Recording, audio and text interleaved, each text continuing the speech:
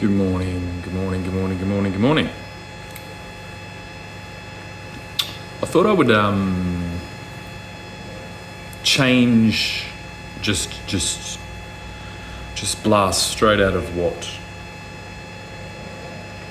yesterday was all about. Because that's like something that's happened directly to me that I have to deal with as a father.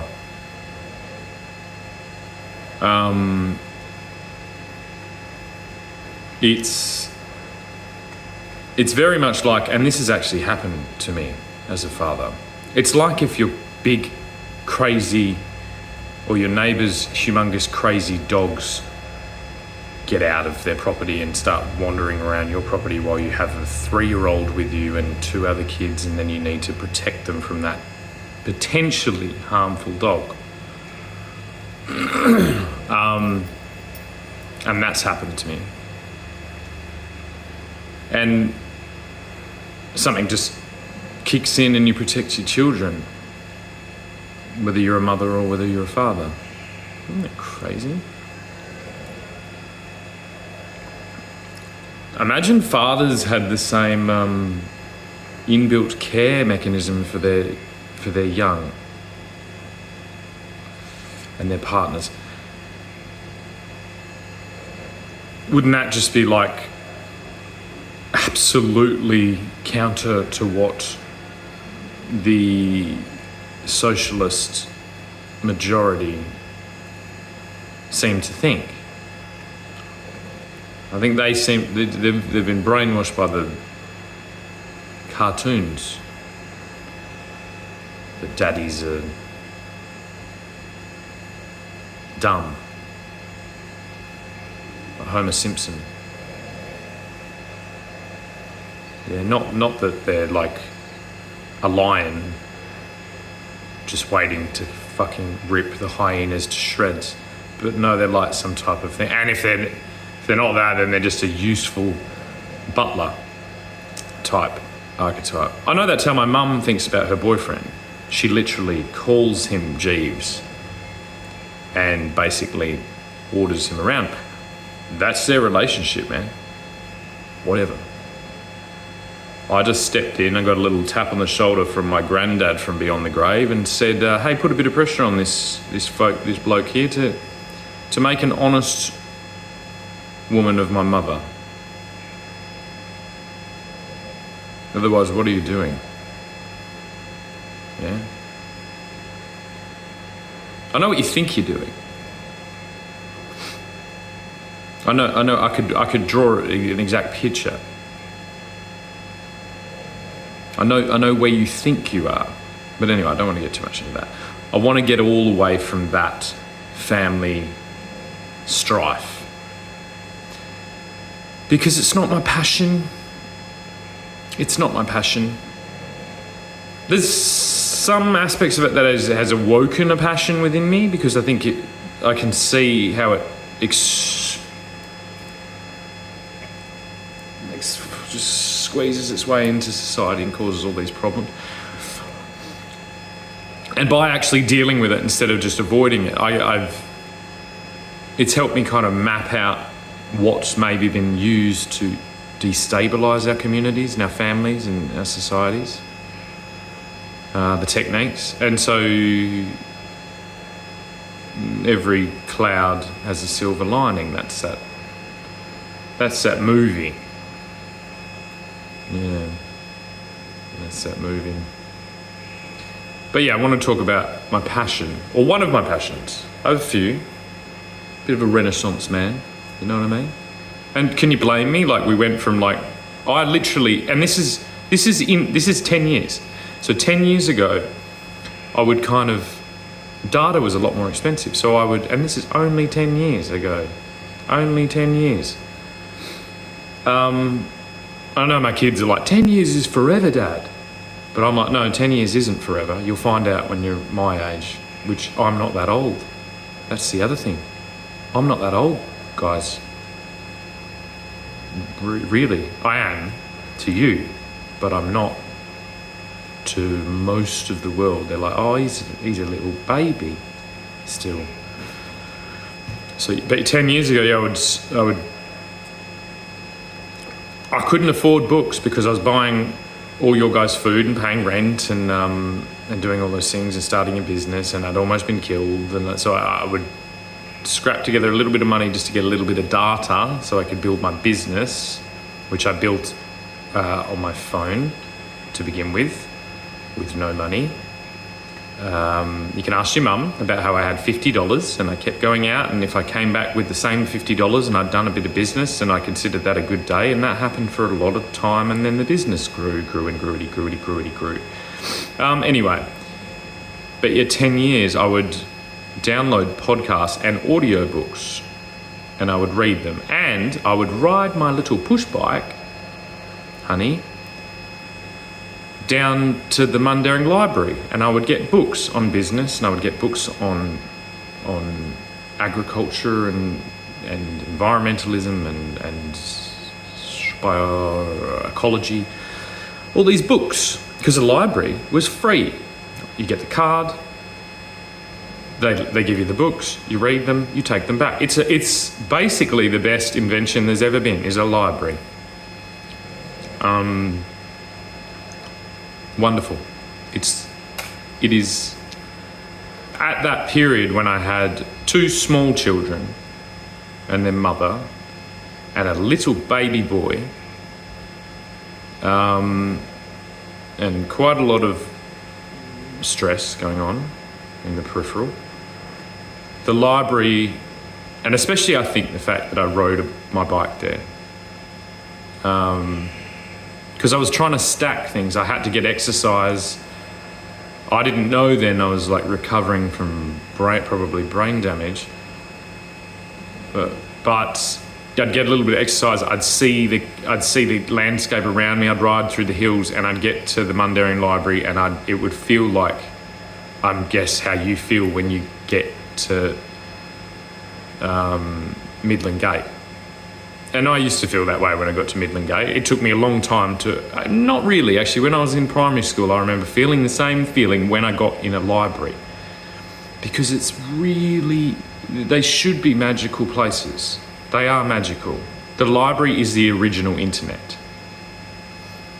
And we strayed somewhere from that. I remember we used to go at high school, we'd go find in the library, because we'd have library time where you go to the library for library time at school, and we'd go and find, and I'm just exposing myself all over the place, and I'm just really concreting that this has been an ongoing thing. I would go and get the Dolly magazines, which were like this teenage girl magazine, which would have all these like little articles about different things.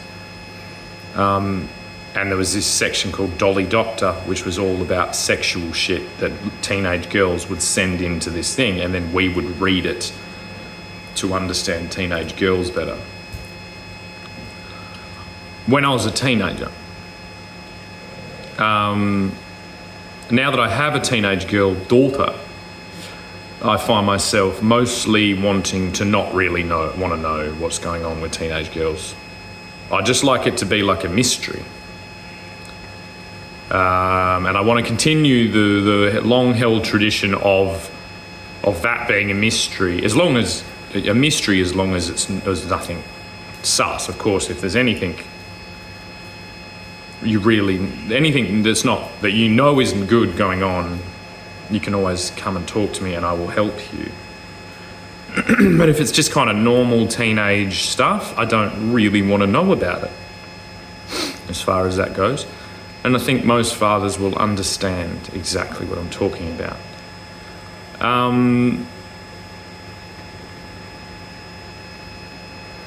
But when I was a teenager, I would go to the library and we would get the Dolly Doctors.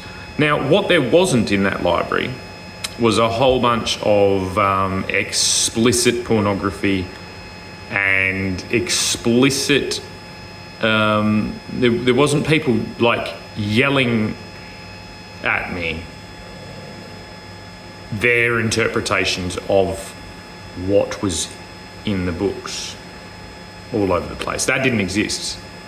That now is what the internet is mostly just people yelling, myself included. So I have to just, I have to accept that I'm a part of the problem. Just like Taylor Swift said, she's the problem. Hi, it's me, I'm the problem. It's me. We're all the fucking problem. But there are a lot of problems. And so it's a very noisy library, the old internet. It's a fucking rowdy old fucking joint. And it's very easy to slip down the wrong aisle and get all fucking carried away by some type of person who's maybe just only wandered in the library just before you got there. And they've only just found the Dolly Doctor and they've only read one thing and they've made that their entire personality and they're now just spurting it out. They're actually just practicing presentation. They just haven't digested enough information to really make good points. So when someone is presenting to you, you can always assume that they have something to say, and you should always assume that they perhaps are misleading you. The polarity of those two things.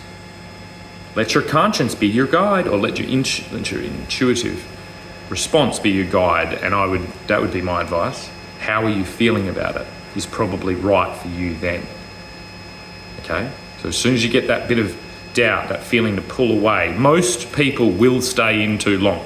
That's one of the lessons that teenagers learn. They're like, I got this feeling that I should have gone and I didn't go, and then this happened. That's unfortunately part of humanness, right? And all I can hope is that those things are small and not large. But if they are large, then you will always be okay. You just need, it's never too late to start leaving the room, is basically the advice. That's the advice I give you. You feel it, you will fuck it up, you will stay too long, you will be in there, you will learn the hard lesson, but it's never too late to leave the room. Or start leaving the room, or leave the group, or leave the location, or leave the family, sometimes in extreme cases, okay? But extreme cases, not first point. If this person that's just wandered into the library and is reading out the one article that they read and they're telling you to do extreme things like leave your family or cut your genitals off, the intuitive response will be kicking you in the chest, telling you to get the fuck out of there. But do not judge them because, as I said, they're practicing their presentation. They may hone the passion that they feel for this first Dolly Doctor article. They may hone that over maybe 10 years and they may have absolutely beneficial things to talk about once they've had their little life experience and once they formulate all their pros and cons of what they're doing. And some people internalize and they do things like that, and some people externalize. And when people externalize, especially when young people, they're going to get a lot of things wrong. So we have to be extremely forgiving. The passion seen by the environmental young people, I understand it so much because I was them. I've told this story before in the past, not that long ago, that during the throes of my first environmental fervour, I went all the way to considering blowing up dams. And some of the dams need fucking blowing up, okay? They do, but maybe they need to be not blown up by random fucking 20-year-olds. They probably need to be carefully redesigned by passionate, astute people that are pushing against the structures that wish to keep the wall there. And unfortunately, that's the way we've got to go. Okay? It's a long road, but the one thing I can tell you from my perspective is that you have so many more ways to do it. There is so many more of you than there was when I was doing it. There is so many techniques to to wrap yourself around our bureaucratic structures and achieve your desired result. And in the process of that, you should be learning and honing down to very select targets and not blow them up in reality, but deconstruct them. And they will be defended, they will be walled, they will be all these things, and you need to learn the art of disruption if you wish to enact change in our world. The first place you need to start is directly in your own backyard, in your own family. You need to start there. You need to free yourself, but not complete, unless it gets extreme. This is the one thing, if I'm going to try and set one precedent, I'm going to set the precedent of this shit will not fly any longer.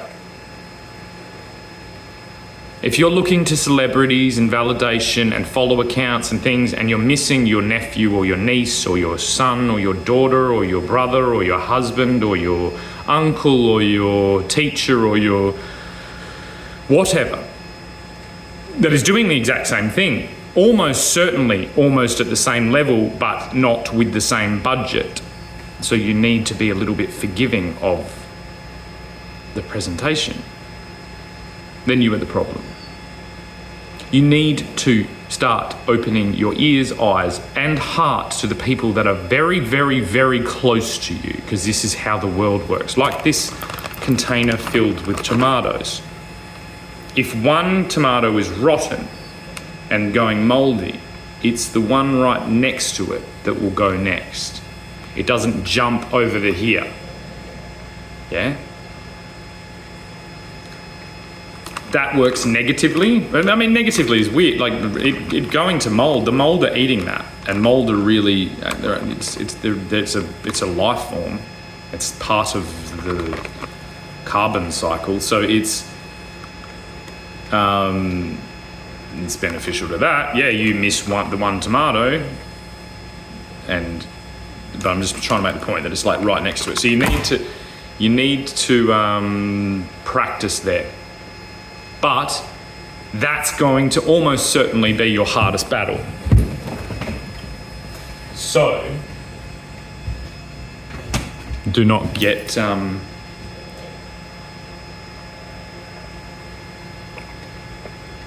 upset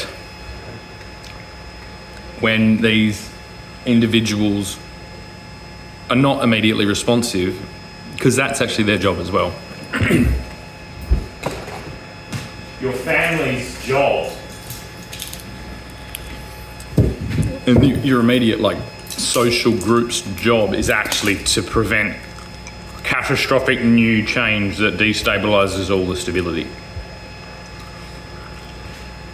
And so there's a friction there. This is humanity. This is whether you're in a tribe or whether you're in civilization or whether you're in anything.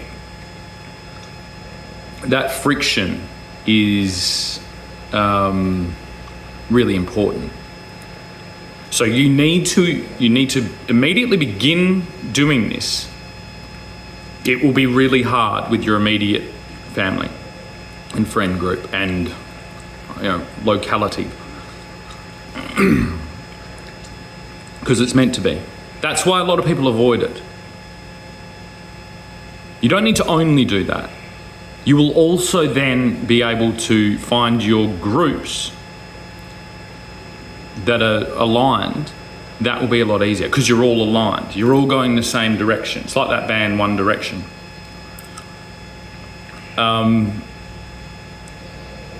That's where you get the enthusiasm and you bolster and you all get together. You're like, we can all do this together. Then you all should be leaving that bubble, that echo chamber bubble where you're all just got each other's backs in whatever concept you're passionate about and that you're all talking about. And then you need to then use the passion from there and the strength of that group to gently talk to the group that's really hard, which is probably your parents, your family. Now this This concept of like, fuck them, go find your tribe, go this thing. I don't agree with that. That is a city building propaganda tool. Leave the family, No, because you're leaving these. You need to change the family. It's like Moana. Sometimes you need to leave physically to go explore and do all these things, but it's only in extreme circumstances that you completely sever ties. And if someone's telling you to completely sever ties, especially as a young adult or a teenager, then that should be the most gigantic red flag there can ever be.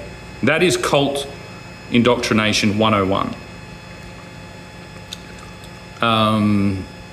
And that is why I do not participate in that, despite it having it done onto me. Because I understand the whole thing, because again, I'm not abandoning my family. I'm gently trying to explain the complexity, and I use these techniques to stay in the responsible place of eliciting change within the group that's hard, which is the really close group.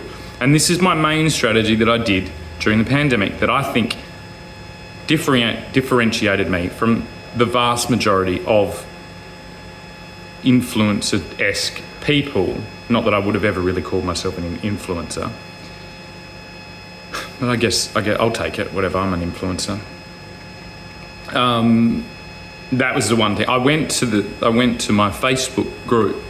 I went to my Instagram group. I spoke to my family directly. I didn't go and find a bunch of followers that agreed with me.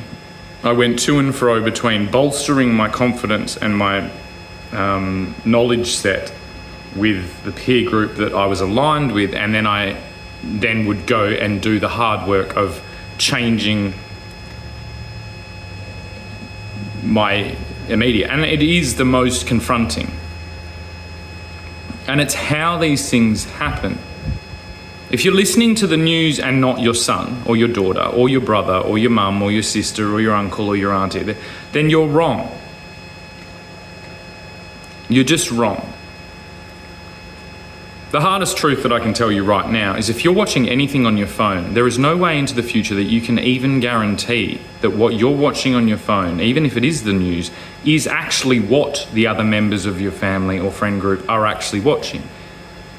More and more and more, if we aren't very careful, we will get independently adjusted content specifically designed for our little personality that they have captured with their data, and it will be individualized content.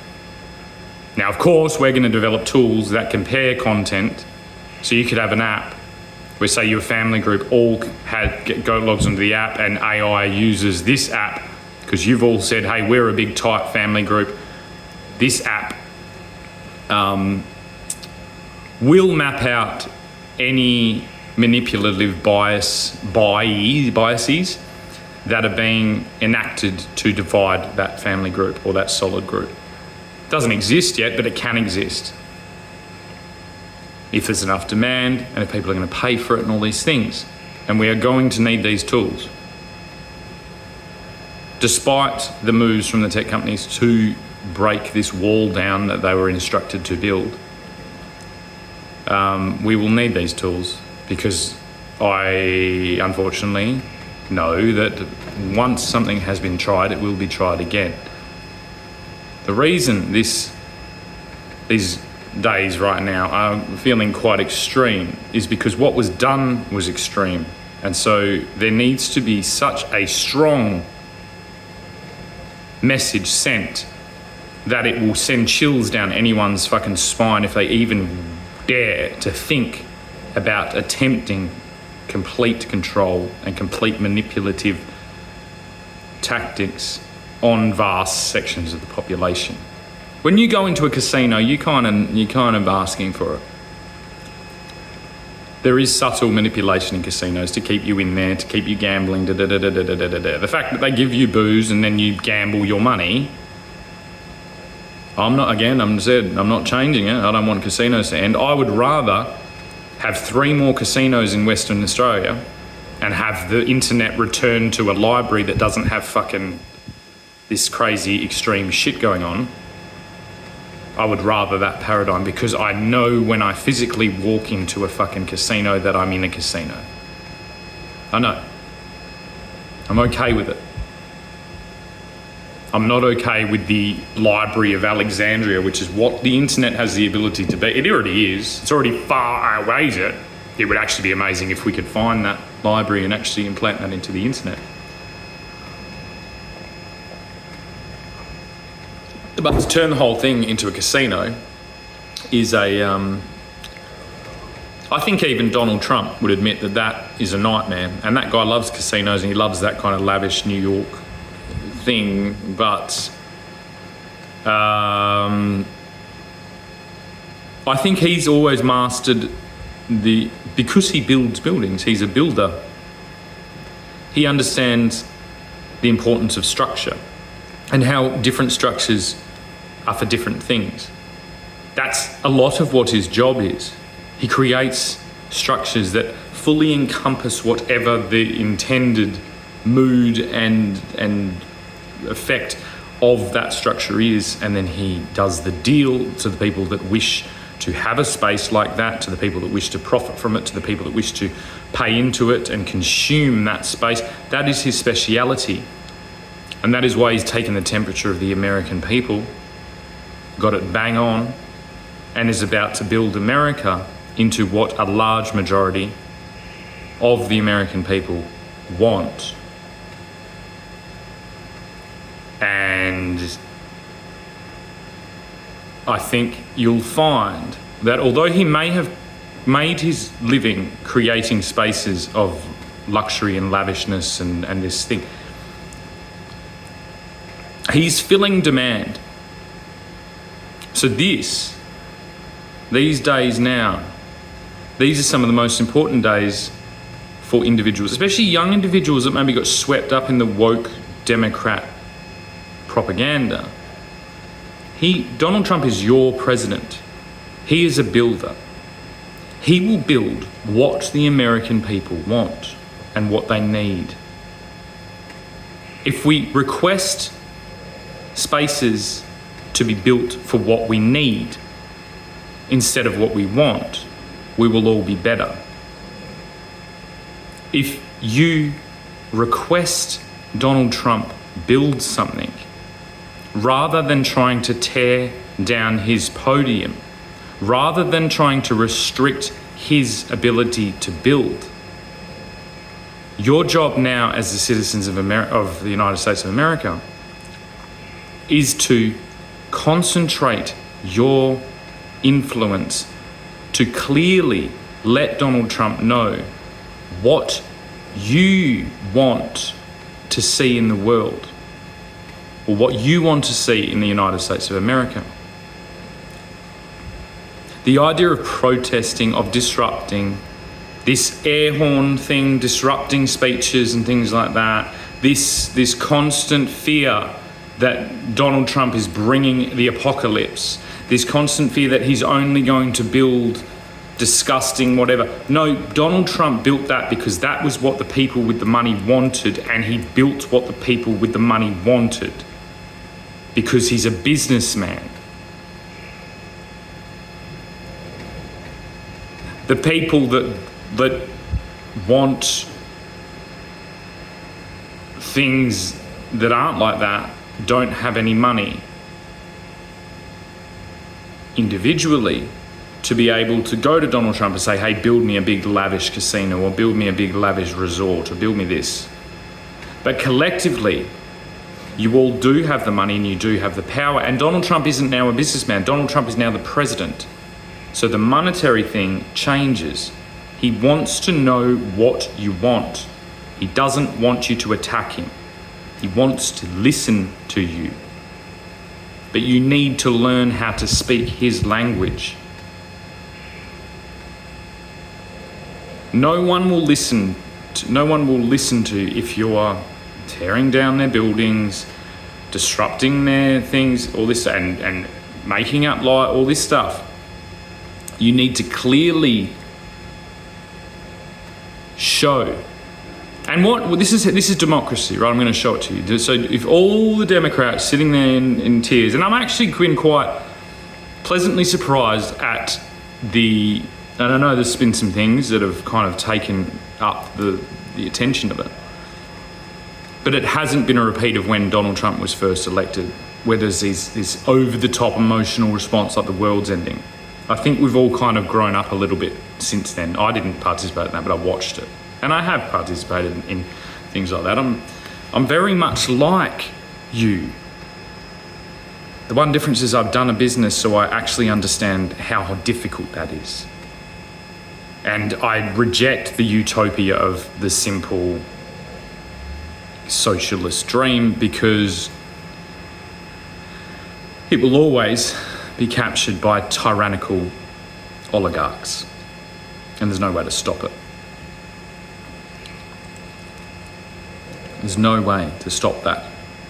So stop trying it.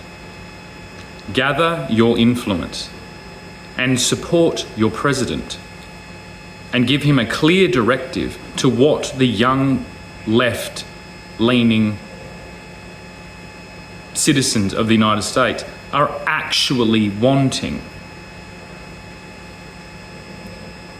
Draw it, film it, paint it, describe it, go into excruciating detail, like any architect of any building will do. Yet chalk on sidewalks and things is an amazing little, thing to put in a documentary about fucking things like that. It's everyone, we know this trope, right? But what does that come from? If we think of that, right? This exists in New York and in America, so you'll know what I'm talking about. This is there was this region that was shit, and the artists moved in, and we drew chalk on the thing, and we got everyone together, and we all sung a song in the streets, and we let everyone could be free, big pride flags everywhere, dancing down the streets, and everyone's fine, ra-da-da-da-da. Look how we've taken this shithole that has been abandoned by the capitalists, and we've reinvigorated it with our artistic expression and our environmental fervour for change. Chalk on the sidewalk, right? Like Sesame Street. This is the Sesame Street effect. Okay? But what you don't understand is that is exactly what Donald Trump does. It's just the chalk he uses doesn't wash off. It lasts for hundreds of years. It provides shelter and a place for people to gather that can change 100 times in its lifetime. I don't know who built the Empire State Building. I don't know what it was first used for, but I guarantee you it's not now being used for the same thing, but the building is a beautiful building.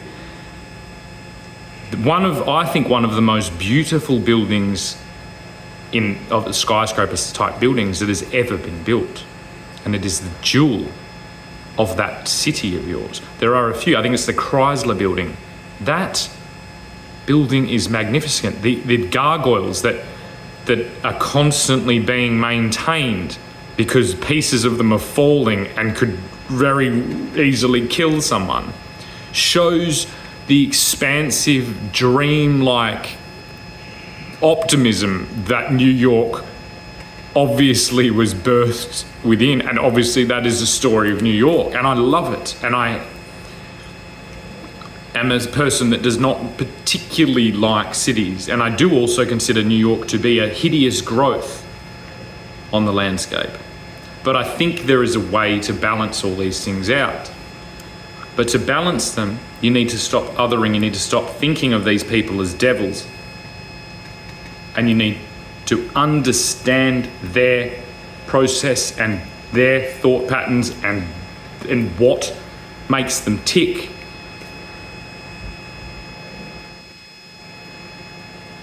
If the entire democratic cohort right now, rather than crying on the internet, or rather than, making memes about Donald Trump being Hitler or whatever this thing, if you all right now, perhaps under Kamala Harris's leadership, because I actually like Kamala, I understand her as well. I really do. I would, if Kamala Harris was sitting, and I think she's a bit all right. Yeah, I've got a little bit of a thing for older women. I think she was completely captured by a fucking monstrous dark forces, but who hasn't been? So if Kamala Harris was here, I'd like to give her a big cuddle, and that's how I get I'd get a little bit, obviously with consent. I'd be like, hey, can we, I don't know if she's married or not, but I'd be like, hey, can we just have like a big cuddle? And I feel like she'd be like, yeah. I was raised by Oprah, yeah, as well, all the way down here in Australia. She's got that Oprah fucking thing going on, and I understand the positive things of it. I do understand it's also been corrupted and used for evil, like everything has, like Donald Trump has, like everyone has. But I understand what makes her tick. So if Kamala Harris right now, instead of starting a campaign, all these things, right? Because the Democratic Party in the United States really needs to fucking change its course. And it needs to go the long thing, because it's probably got 2 terms. 2 terms that I've just come out of. And I didn't know that was going to fuck everything that much. I did not have enough political experience 8 years ago to know. The little feeling I was telling about earlier, where you get that feeling where you want to leave. There was a couple of times where people showed me their reaction about Donald Trump getting in, and I was like, man, it's confusing. Why is such a heated reaction? And it's like a little bookmark in my mind. I'm like, why is such a heated reaction about him getting in? I wonder if this is going to permanently affect me and end up with me in jail and ostracised from my entire fucking community, and my children be stolen. And I wonder. That's probably foreshadowing, but it's just a little moment. I was like, that's a very extreme reaction to have about Donald Trump being president. Right? Those things. Now, what I'm trying to save you from is the same 8-year period of hell. So I'm trying to give you some clues, because I am not partisan. Partisan means one side or the other. I have been strongly partisan in the last year or two, because I've seen the extreme fucking chaos that this superiority after 8 years of disruption and 8 years of blah, blah, blah, blah, blah, has led to. And so basically I'm like, we need to put the fucking fire out right fucking now. We need to stop these people in their tracks. They've gotten carried away. They're absolutely out of control. But I want to prevent the same thing happening. So if you all got together and you all petitioned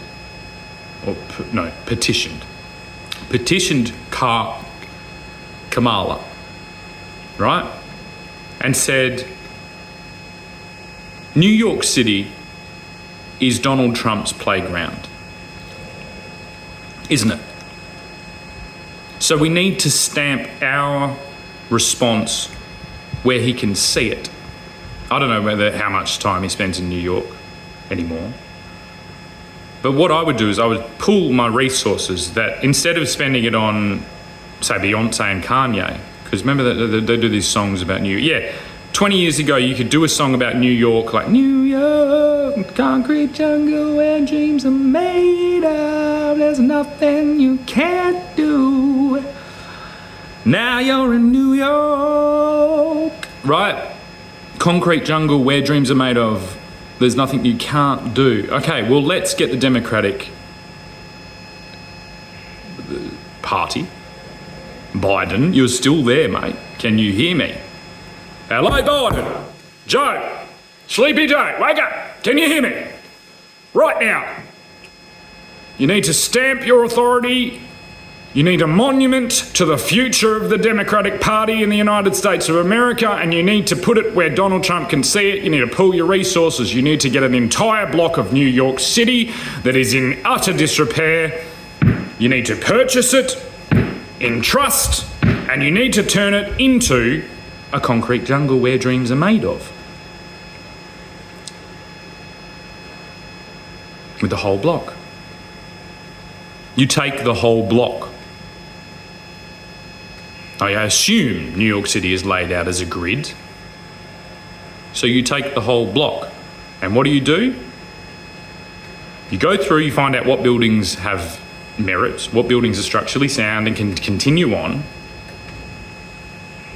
and you turn it into a concrete jungle. You fucking plant it from every orifice, out the fucking window, palm trees. You make it the most fucking woke, fucking gypsy, fucking crazy, fucking beautiful example in a block of New York City rather than the entire country or an entire state. Just a block, right? A block of city New York. Because these commercial spaces are less and less and less needed. Right, so cities are less and less and less needed.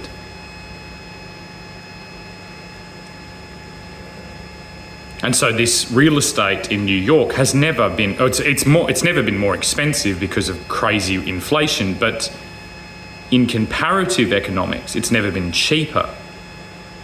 So you need to purchase it. You need to get the most zany, most artistic architects and landscape designers that are going to experiment in 3 dimensions of possibility. And how are you going to do it? You're going to put cables and bridges and grids and flying buttresses and fucking shit with the whole block.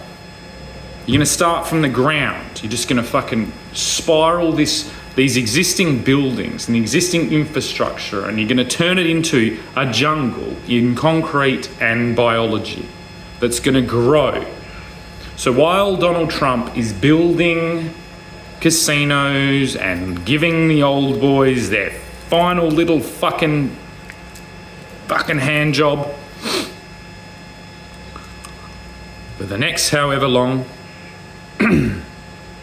this little project is going to be right out his window. He's going to be like, they'll never do it. No. It'll never take off. It'll never take off. And unlike chalk on the thing, which should be the logo, rather, stop using the fucking rainbow. Just do the Sesame Street chalk on the fucking sidewalk logo, yeah? But it's that in 3 dimensions and in permanent biology and permanent, beautiful, 3-dimensional architecture and gardening. It's kind of called gardening, I suppose you would call it. So and you're going to call it Eden. The Apple of Eden. Maybe Apple can sponsor it as well. See, I would be the best Democrat if I didn't fucking hate you all for what you did to me. So you've got 8 years now to make it up to everyone. And that's how you do it. Don't you? You do something outrageously amazing. Outrageously, what's the word? Where you try and bite off a big apple. Eden's apple. I think you should call it Eden's apple or something like that. A big apple, Eden's apple, or like something, around those lines with Apple sponsoring it. Because Apple, you fucked a lot of shit up as well. So you got a lot of money you got to spend into this block. Right? No logos, no signs, no capitalism. Because you'll find that capitalism is actually a naturally occurring thing. The original sign is a red apple. It's why it should never have actually been probably allowed to be used as a logo. Nevertheless, that's what you want to do. No signs, biology intertwined with concrete and glass. and all the engineering feats that are going to have to be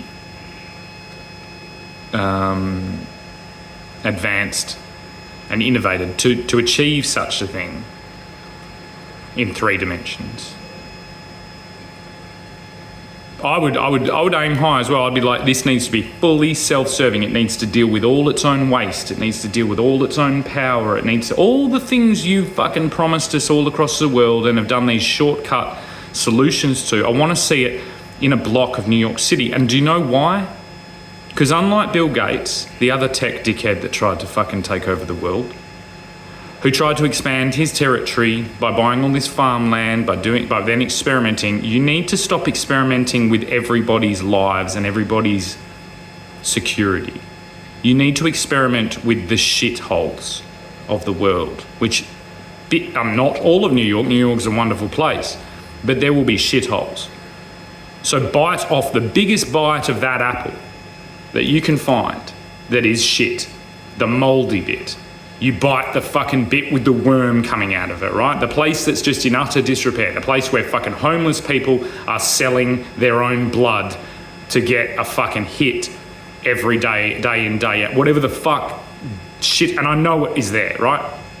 And you just draw a fucking circle around, or a square, probably a square because it's a block in the group, whatever you want to do. Draw a fucking, I don't know, hexagon or something, or a fucking dodecahedron, whatever fucking shape tickles your fancy. And fix it. That's the message I'd send. Because this is the message, isn't it? This industrialization, right? It leaves a fucking trail of shit behind it. And no one wants to deal with the shit. So deal with the shit. It's hard. It will take a long time. It will take time to take off. It will have challenges that will be difficult, but those challenges will provide you with the information needed to do that all over the place. That's what I intend on doing. I've got my own little strategy for doing that, and that's what I'm going to be working on as soon as I get all this shit sorted, and as soon as I can have a month or two with my children to repair the hideous damage that was inflicted by your policies broadcast around the world with the fear and terror attached that makes 9/11 look like a fucking, what do you call it? Tailgating when you go and, I don't know, no, that's shit. It makes 9/11 look like a fucking Kiss concert. In comparison, you're terrorists. It's just there's so many of you, so much money that me as the sole West Australian boy, girl, whatever you want to call me, sitting in my little shed here, calling you terrorists doesn't work the same as when the United States calls a few little fucking Arabs in caves terrorists. It doesn't have the same ping to it. But you are terrorists. You're the biggest terrorists on earth. So take a leaf out of my book. I was going to blow up dams, and I've pushed that into, that was terrorism, by the way, if I was going to blow up dams. Terrorism. Chose a different strategy, took the long approach. You've already just done terrorism, but you will never be called terrorists because there's too many of you and you've got too much money. So, in the spirit of 9/11, you want to terrorise that apple by planting it with just the jungle that we've been told it is. Concrete jungle.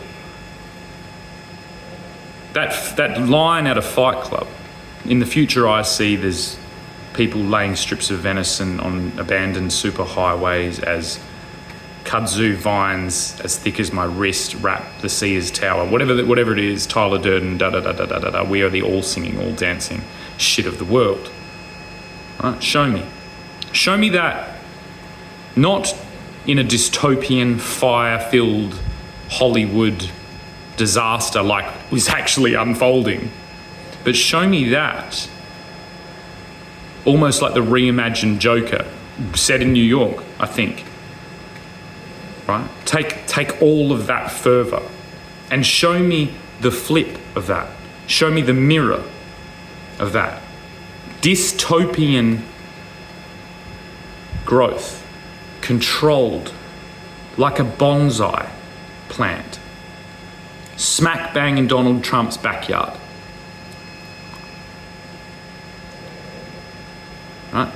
Rather than tearing him down with all the control you have from the media, you build the monument to his inevitable mistakes before he even makes them. He will make them. They will all make them. So you start now. You build the monument to his inevitable wake of chaos. So by the time the world is again ready to explore the democratic principles, the liberal thing that has been de-elevated and then rebalanced by stable and slow and methodical growth. Because 8 years, in 8 years, with the amount of money, with the amount of attention, with the amount of passion I've seen from that cohort in destructive means, because perhaps there was a generational glut that was just ready to do that and all that, because I understand that as well. I missed it. If I was 10 years younger, I would have been smacked back. I would have been on the White House with my tits out as well. But I'm not, I'm here. I'm always just out of line. I never get to be in the big fucking cool thing, you know? I'm always just a little bit too old or a little bit too young or a little, it just makes me so upset.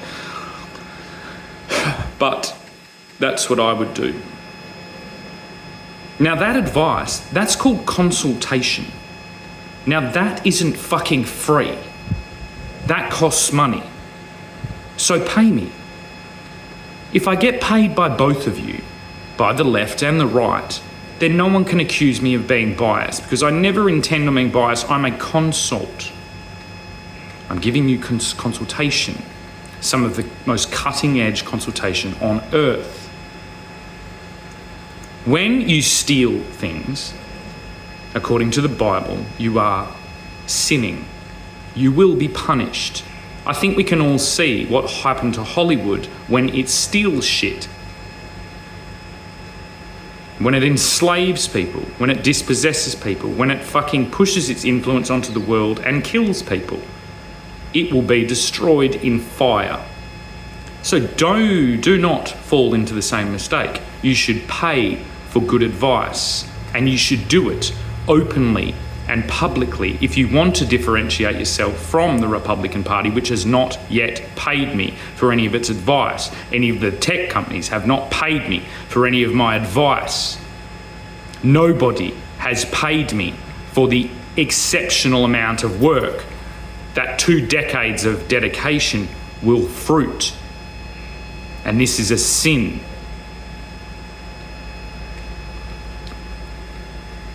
And the fact that it's the pressure from your misdeeds and from your inequity, I hope that's the right word, your gross negligence that has pressured me to produce these pearls of wisdom.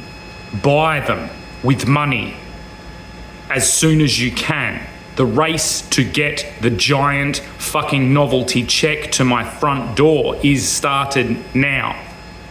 Like that. Like the Grand Prix.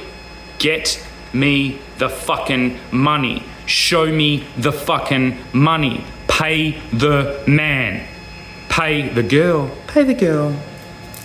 Pay the girl. Give her some money. Do not kill the golden goose. And pay the fucking thing. And feed it. If you wish it to continue working towards your benefit and not working against you. Look what happened when I worked against you. I did that because you were destroying the world, so I did it voluntarily. For me to come now and offer my hand across the table and say, righto, there's your strategy. Now give me some fucking money, cunts. You better fucking pay me, because this is on record. I would send Kamala down on that fucking plane right now. Is she the vice president or is she the president? I don't even know. Send her in her Sunday best and let me walk down a beach with her and turn all the cameras off and let me talk to that woman and give her some strategies of how to actually step into 2025 on the right foot.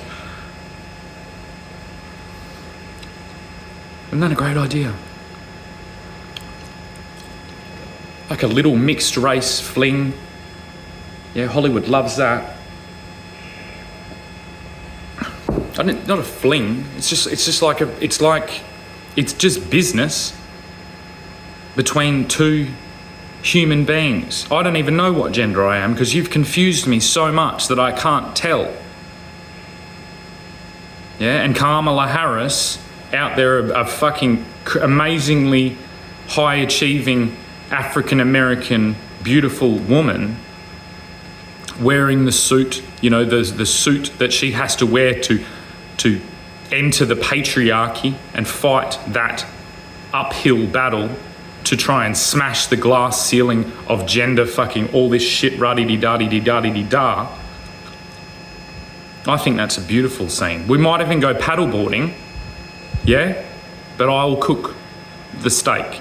We don't need a chef involved in any of that steak cooking. We'll go paddleboarding together and we'll talk about, because I think just if you could just escape the fucking the United States just for a second, Kamala, and come and hang out with like an Australian and go paddleboarding on, I'll take you to Moore River, which is like, you won't even believe it. It is what you would think. It's like there's a river that basically has a couple of fucking little camp sites on it, and it's going to stay that way for a long time, by the way, as well. And being here with me as your guide, you will be able to go back to the United States and see the bones of your country that have been missed by all the signs and the glitz and the glamour and the gold fucking toilets and all the Donald Trump-esque shit that you all don't like, and I don't particularly like either. I think it's fun. I think it's sexy. I think it's cool. You know what I mean? I could jump on Oprah's couch. I'll try it now. I've got dodgy knees, or I did have dodgy knees, and my knees gone a bit to sleep, but I was like, woo, woo, woo, woo, woo, like that. That's what I'd do. And then we could both fucking do gypsy curses and send them to Donald Trump Tower and say, guess who's back? Back again. Shady's back. Tell a friend. Guess who's back? Guess who's back? Guess who's back? Guess who's back? Guess who's back? Guess who's back? Guess who's back?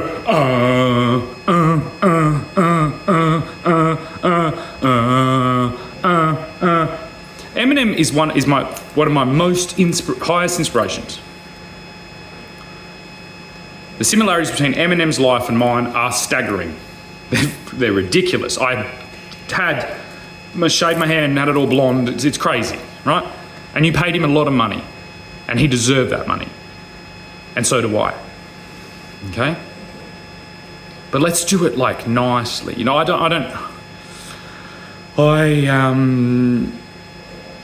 because I didn't know it wasn't thrust into fame and all that stuff, I've had like a far more Disney PG type life than Eminem has.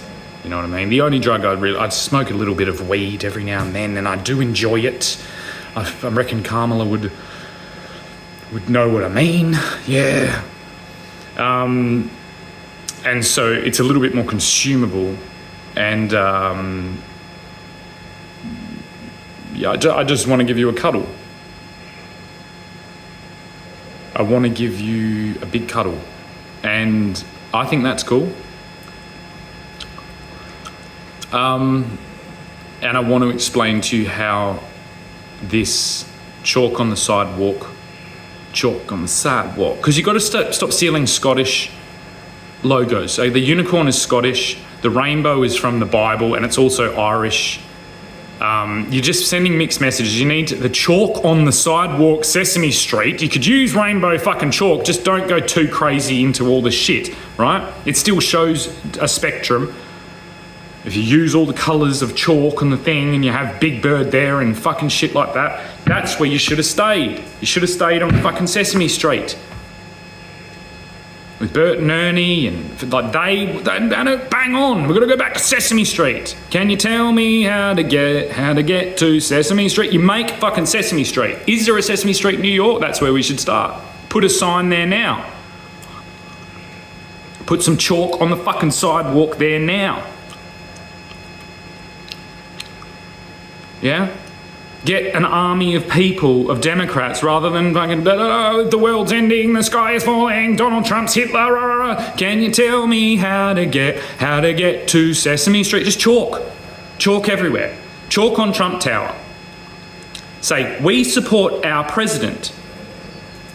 Think about that. We support our president in chalk, because chalk washes off. So when he inevitably fucks it up, the chalk's gone. But you support him. You support him by showing him what he can't see. You support him again by making the solutions for his inevitable mistakes before he's even made them. Can you tell me how to get one, two, and pay me? Pay me. Pay me such a stupid amount that my nipples get fucking hard. Yeah?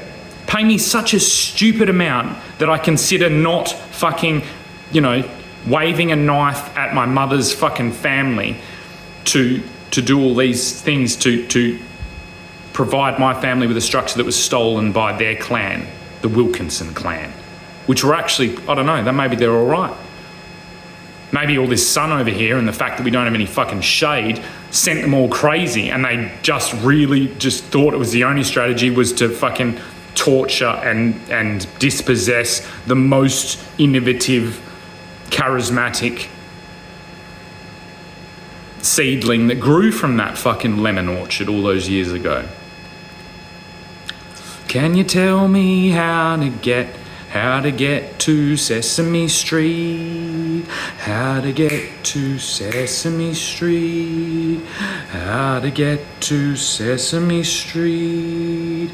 How to get to Sesame Street? How to get to Sesame Street? How to get to Sesame Street? How to get to Sesame Street?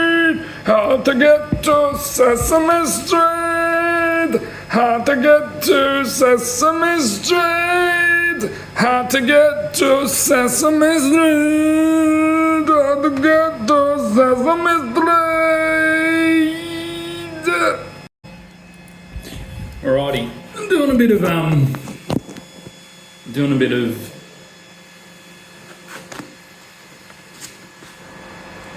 stacking.